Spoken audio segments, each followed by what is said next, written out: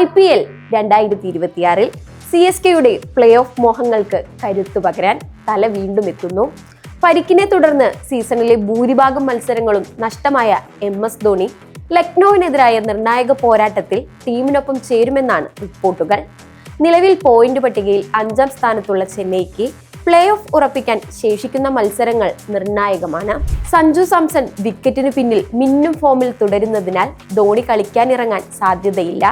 പകരം മൈക്കൽ ഹസി സൂചിപ്പിച്ചതുപോലെ ടീമിന് തന്ത്രപരമായ നിർദ്ദേശങ്ങൾ നൽകുന്ന മെന്റർ റോളിലാകും അദ്ദേഹം എത്തുക.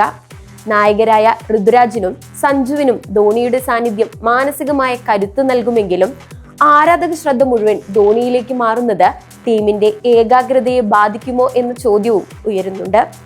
ഏതായാലും നിർണായക ഘട്ടത്തിലെ ഈ തിരിച്ചുവരവ് ആരാധകർക്ക് വലിയ ആവേശമാണ് നൽകുന്നത്.